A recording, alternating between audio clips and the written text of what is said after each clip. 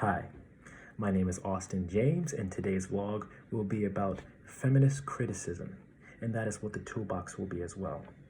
The tool within the toolbox will be preferably public versus preferably private. Now, the difference between both of these terms are properly public is things that people tend to talk about and they deem it appropriate to talk about, normal subjects, whereas preferably private would be things that people feel should not be talked about in the moment, or they deem it inappropriate for the time being and something to shy away from.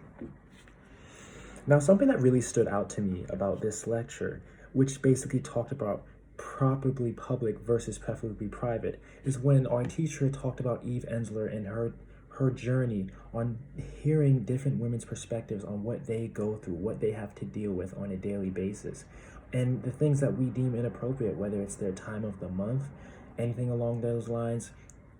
They have stories that we really don't talk about because we deem them inappropriate, whether it's any type of bodily experiences that usually gets shoved into the private realm. And the reason why this stood out to me so much in my personal life is because when I was growing up, every time my sisters and my mother, they would just kind of give me a reason as to why, they were in a bad mood. Oh, it's my time of the month, but I would never really know what that meant. And it was never truly explained to me. So then as I grew older, I was under the impression that when a woman is on their time of the month, it was a reason as to why they were so grumpy and annoyed and mean to others. And as I got older, I realized that a woman's time of the month is not something that's inappropriate. It's a beautiful thing, and it's a cycle that they go through, and something that we should, in fact, learn about.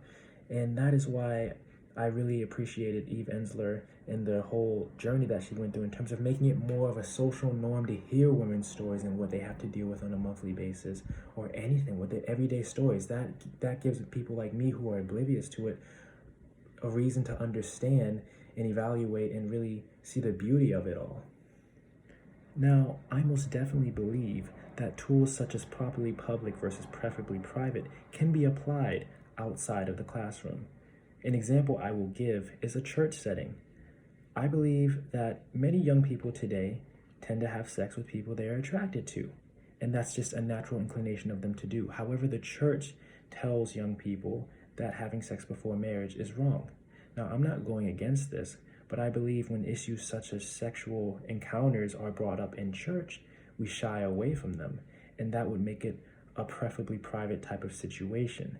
However, I believe in order to shift and make actual progress towards issues such as this, it should be properly public information when it comes to sexual encounters, because at the end of the day, God created us all with a sex drive. So why are we shying away from these type of subjects when we can make more progress talking about them?